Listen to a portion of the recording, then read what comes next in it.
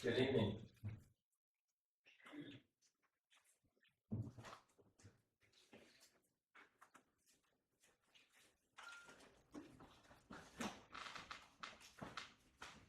Brother Dennis prayed about the rain, how wonderful the rain is. And if you drive up Archer Bluff Road, you see some really pretty corn. Just tall, thick, beautiful corn. Always worry about Richie Cartier stuff over here on 436.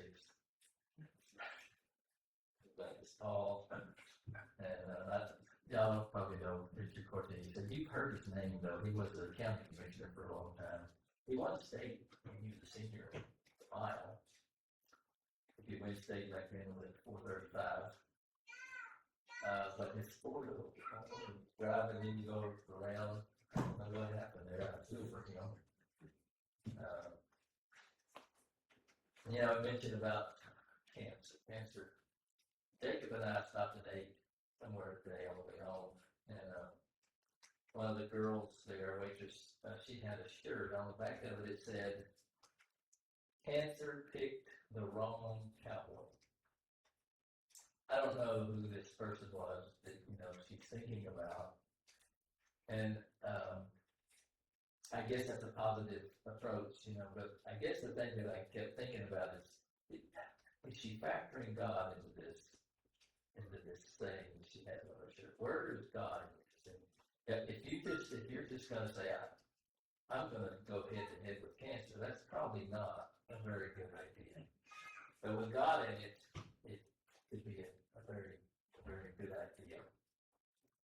You talked about abortion too. I was just thinking, I saw something just before I came to church. This is, I believe, in Colorado. Don't move to Colorado. I have somebody that's tired of Texas weather and they want to move to Colorado. You don't want to go to Colorado. But it was 7th grade English language arts class, and the teacher had them write poems about different things, and some of them wrote about LGBT things, some of them wrote about against the Second Amendment things, and one little girl wrote about pro-life, a little poem about pro-life. She was not allowed to read it, and the teacher tried to throw her out of class. So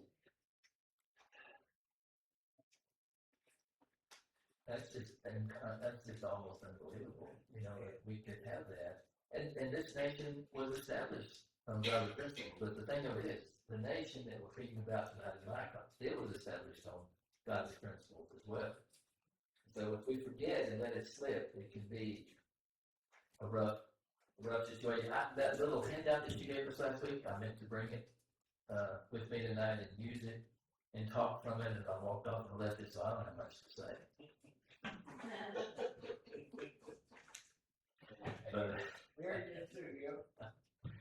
But if I remember it, Micah comes in right at the end of Isaiah, basically.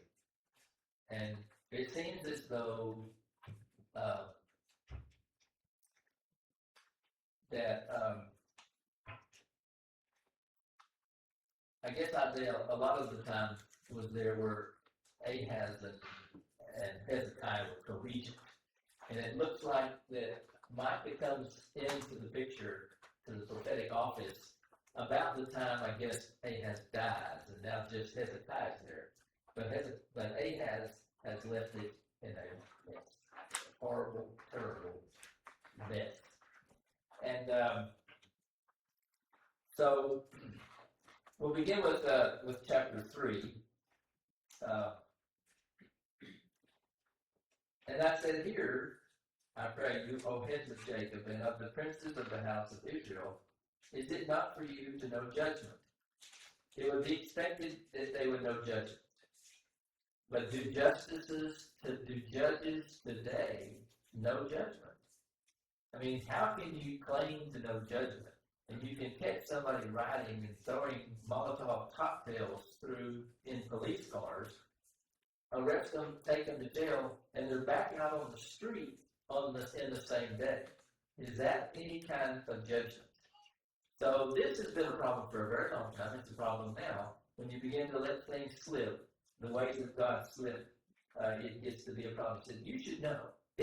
Aren't you in the position? Aren't you the judge? Shouldn't you know? You don't know. Who hate the good and love the evil. And that's what it seemed like with this woman, this teacher. But you glad you don't have those kind of teachers in Slava, you know? But you know, they're out there ready to come fill spots all over the Texas as well as all over the other countries, because that's what they're hearing in their colleges. That's what they hear in college. So you get this nice acting woman or whatever come out of college, and she seems so nice, and she looks like she really could be a good teacher. She could be totally indoctrinated with this stuff. And so, as people like Dennis and different ones, and I guess Mr. Boyd is not in the teaching area anymore, not working so much with students directly, they begin to retire or get out of the picture. What's going to take their place? Who's going to take their place? May not be a very pretty thing. They hate the good and love the evil.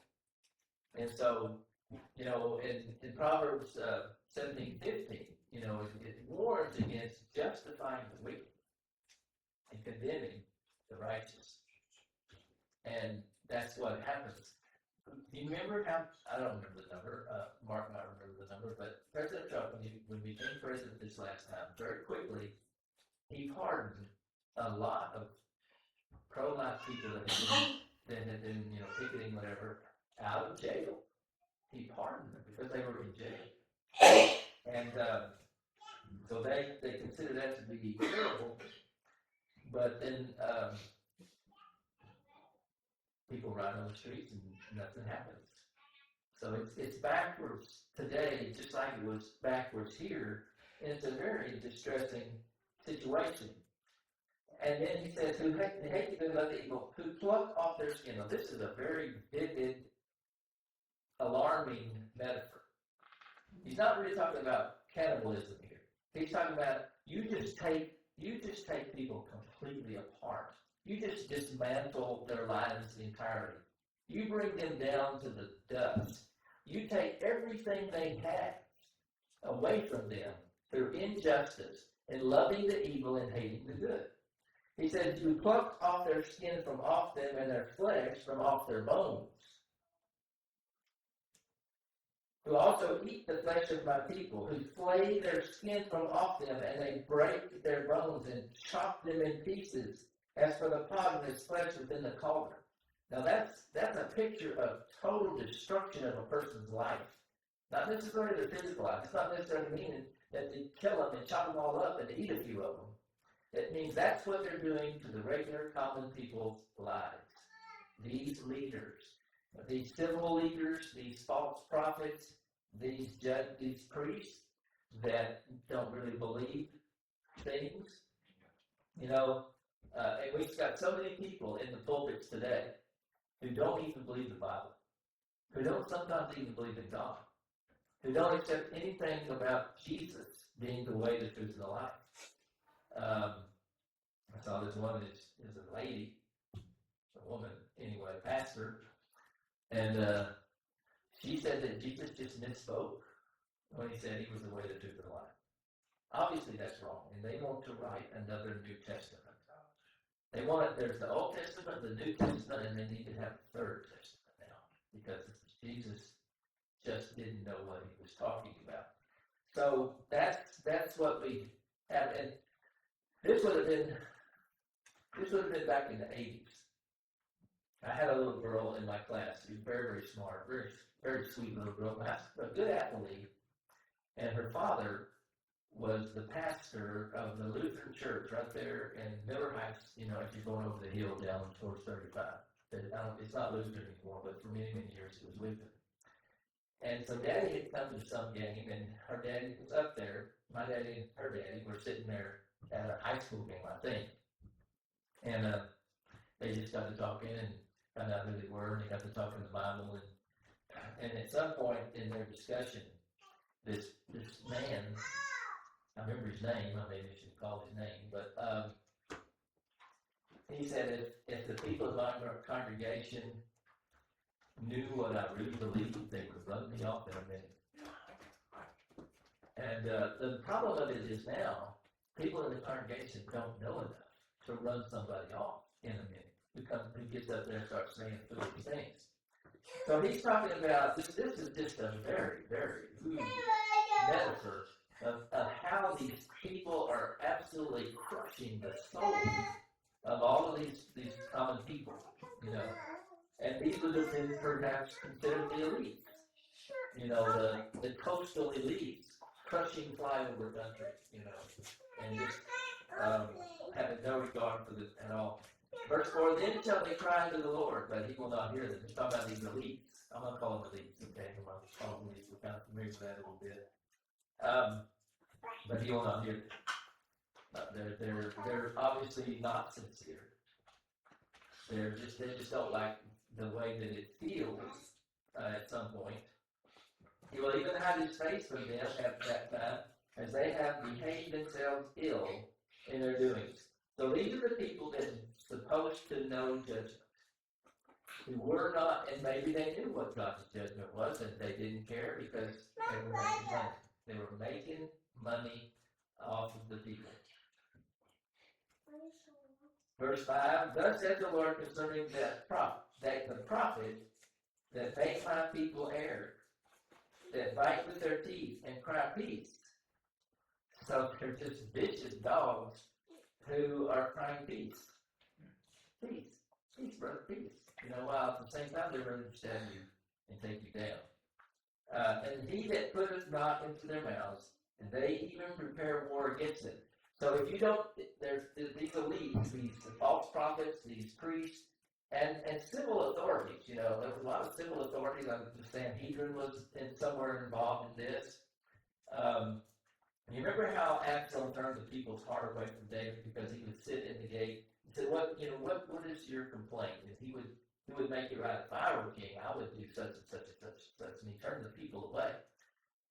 But there were layers of judgment, layers of judges and people that were over certain of the services that needed to be done in a civil manner. And so there's a lot of these people, all these people, they said, if you don't support me, we're going to fight you. We're going to fight against you.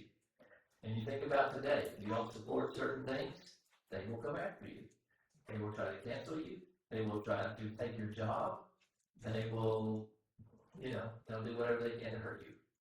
And so that's what was going on here. Therefore, night shall be unto you, that you shall not have a vision. So it's going to go dark. You're just, as far as being enlightened, as far as seeing the light of truth, you're not going to see it. You don't want it, and you're not going to be able to see it if you don't want it. You turn away from it, and you will not be able to see it. You will not have a vision. You will be just, basically, as I think the word Dennis used, was secular. You're just going to be like you were a secular person. That's all you're going to be. No light, no vision. And it shall be dark unto you, that ye shall not divine. And the sun shall go down over the prophets, and the day shall be dark over them. So these false prophets, again, just another way of saying, you're not going to have understanding anymore. You won't get it. And so it's going to be a really difficult time because they have the power. Now you think about how important it is to vote. You talk about that. Voting. The people that are like this, what could the people do? Now we still think if we can get free and fair elections, that we can still vote and get rid of these guys. That's why I think it's so important that the SAVE Act passes. It's trying to do that, trying to get that in place. Do you believe that a non-citizen, even somebody who's legal to be here, maybe they got a green card, maybe they came in legally, should they be able to vote while they're still not citizens? I'd say no, and they should not. But there's people that are vote that are illegal people, illegal immigrants here, illegal aliens, I think is what they're called legally. Verse 7, then shall the seers be ashamed, and the diviners confounded. They shall all cover their lips, for there is no answer from God. So at some point, the rackets that they have going are going to fail. And they're going to be very ashamed. And that's when they turn to God. And God will not answer. That's a scary place. When basically God has put you into a place of authority, in a position to where you can serve, and you so violated that your programs all fail because you have rejected the God, and then you say, God, please, why, God? Please help me. I want to try to do something for the people. No answer. No answer. But truly I am full of power by the Spirit of the Lord. Here, Micah distanced himself from these kind of people. That is not how I roll. All of what those people do, I don't roll that way. He said, I am truly full of the power of the Spirit of the Lord in judgment and of might, to declare unto Jacob his transgression and to Israel his sin. I am here to set the record straight. It's been going on in every kind of direction, falling in one ditch and in the other. But I am actually full of the power of the Spirit of the Lord and of judgment and might to declare unto Jacob his transgression and to Israel his sin. To Jacob his transgression.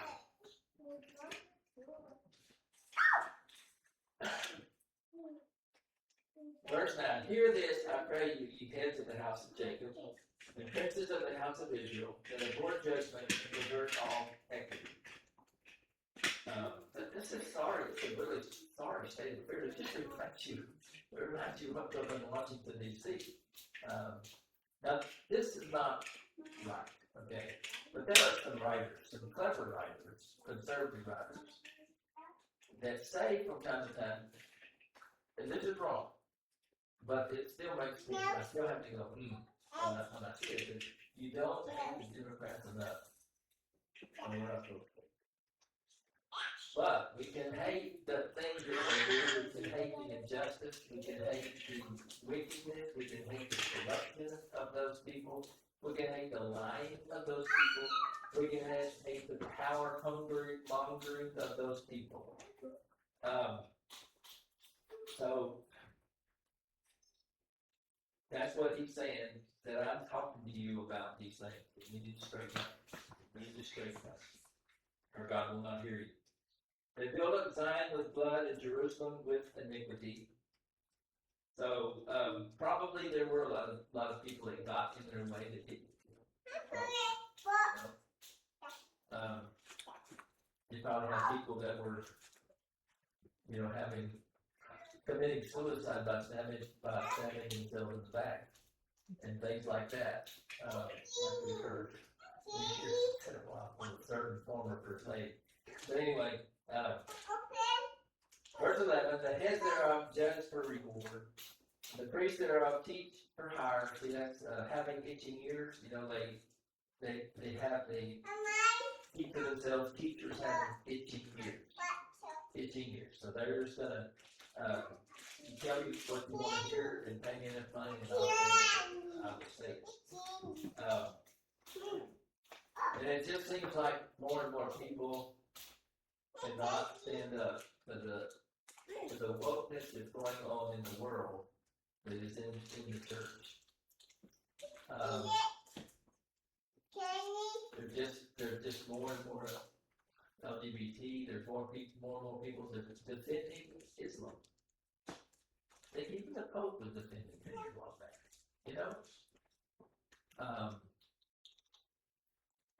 So it's just hard. It's hard to see. But we vote. We vote. So we need to make sure we vote well. They divide for money, okay? They want money, pay me. And probably in this situation, they're in a little country place that doesn't pay much. They're always looking to step up to something bigger, some bigger town, some bigger church, just like people do today. Yeah, well, they lean on the Lord and say, it's not the Lord of us. None of you can come upon us. So they feel like because they do the trappings of being a priest or a prophet, that they're protected. They've got this safety shell around themselves. Nothing can get them because of where they are and who they are. He said, that's not going to help. That is not going to help you in the least. To say something like that. Now, the evil can come upon us. Oh, yes, it can. You do evil and you promote evil and you behave evilly and you corrupt. Yeah, it can come upon you. You cannot hide. No. Therefore shall Zion for your sake be plowed as a field, and Jerusalem shall become heaps in the mountain of the house as the high places of the forest. So they plowed it up. I mean, just plowed up Jerusalem. And then Nebuchadnezzar came in there, and they just demolished the temple and everything. So it became heaps. In the mountain of the houses, the high places of the forest. I don't know what that exactly means, high places of the forest, but it was like there's nobody there to tend it, and so it just grows up. Monday, Jacob and I were out in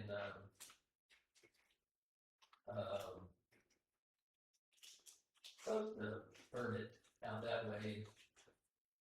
Trying to drive through and miss the mesquites. And we couldn't always miss them. I was glad we had a big old laser tire that we would have to flat tire for sure. But that's what happens. It just the wilderness just took over because there was nobody there to tend it anymore. Okay, chapter 4. I'm just in the way that I think that handout that he gave us, it's the first set of verses. So I'm going to stop after verse 7. I want to read a verse in Isaiah 2.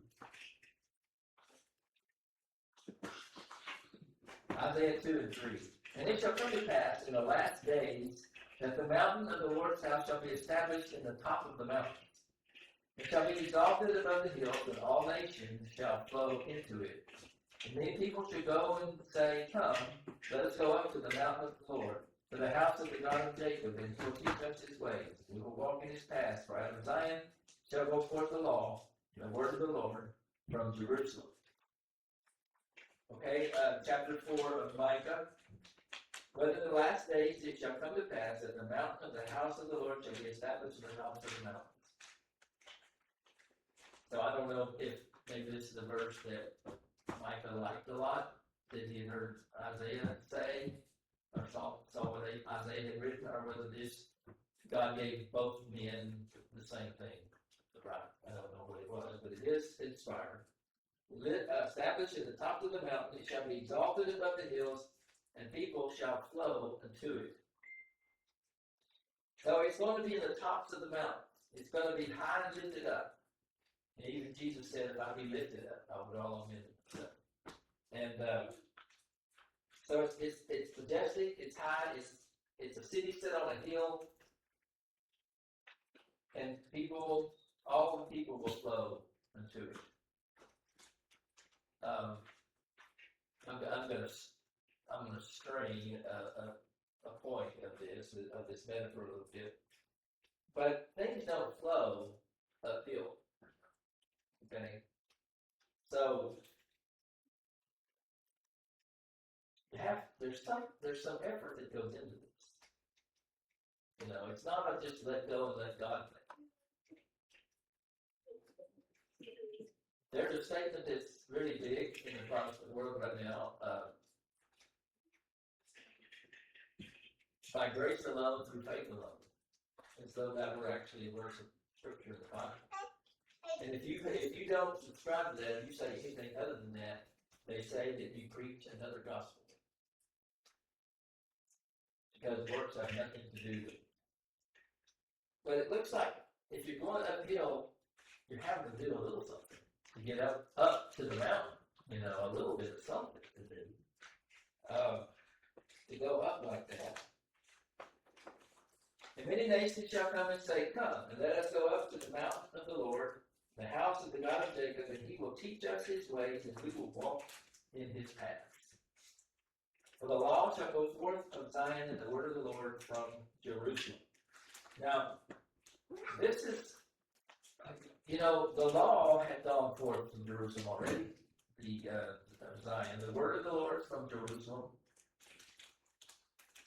But this is going to be something different than that.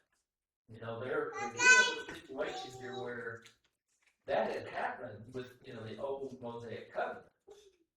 And the people had just totally forsaken it. The leaders had become so corrupt. They were in it for money. And, but it's gonna go forth another time in a much more majestic way. The law shall go forth, the word of the Lord from Jerusalem. Another time, another way, with more power, more adapted to our own issues, our weaknesses and our propensities. And he shall judge among many people and rebuke strong nations afar off. And they shall beat their swords into plowshares and their spears into pruning hooks. Nation shall not lift up a sword against nation, neither shall they learn war anymore. This is often applied to, the millennium, the 1,000-year reign. You know what I think the millennium is, though?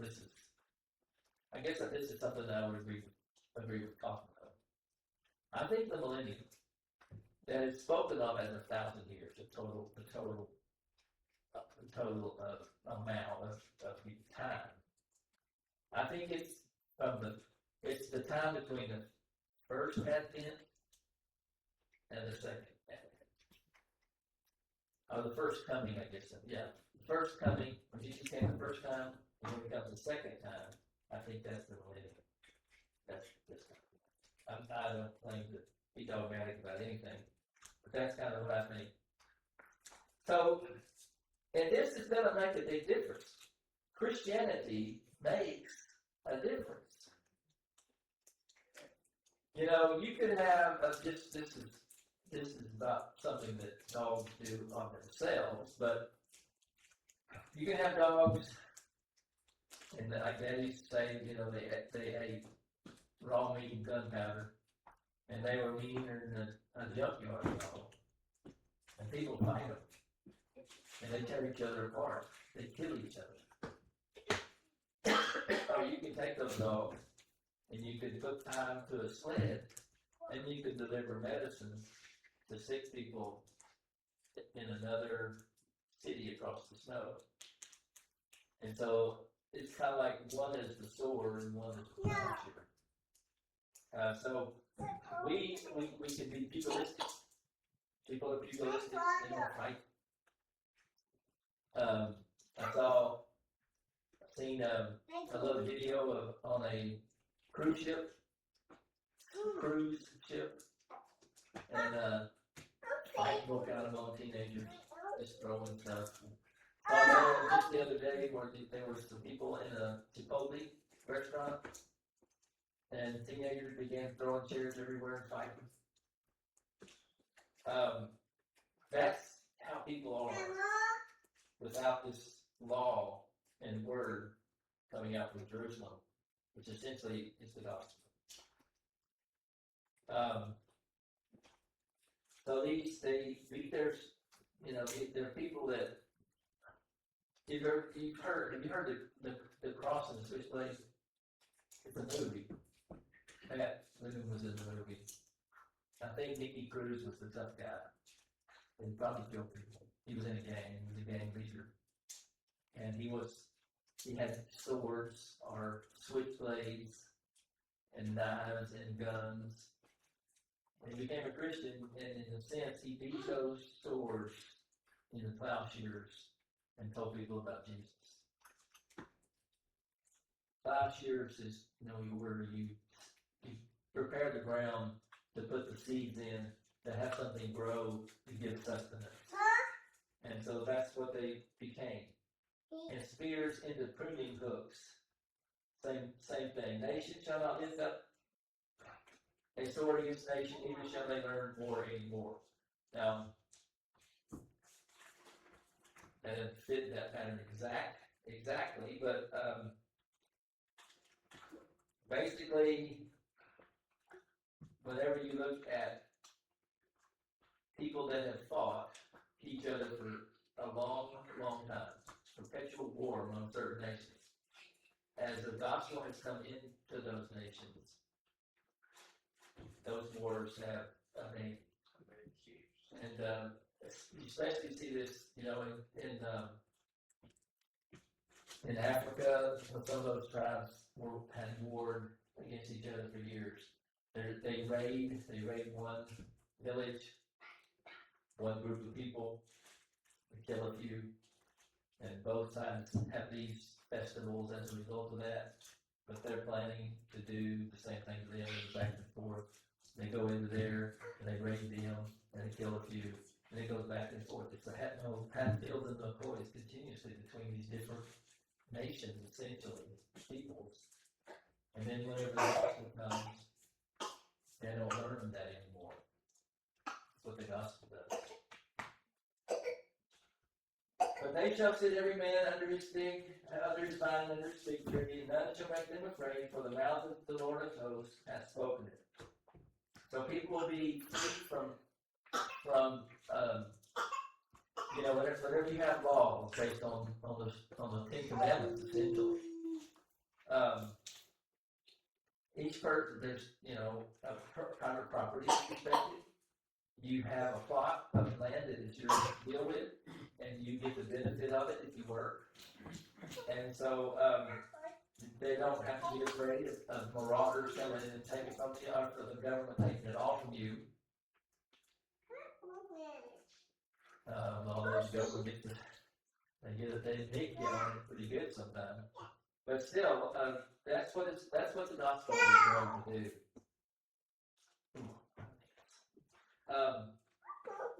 For all people will walk everyone in the name of his God, and we will walk in the name of the Lord our God forever and ever. There will be maybe some other people that walk in a different God, but we will walk in the name of the Lord our God forever and ever. In that day, said the Lord, will I simple, her that halteth, now again her that is driven out, and her that I have afflicted. So the people that are weak and hurting and not strong, through his the administration of the righteousness of Christ, they become strong. Maybe not always necessarily physically strong, but they are strong. They have an inner strength, an intestinal fortitude that they get because of the gospel. And I will make her that halted a remnant, and her that was cast far off a strong nation, and the Lord shall reign over them in Mount Zion from henceforth, even forever. So there's always going to be a remnant, and that remnant will stand strong. I've used all the time.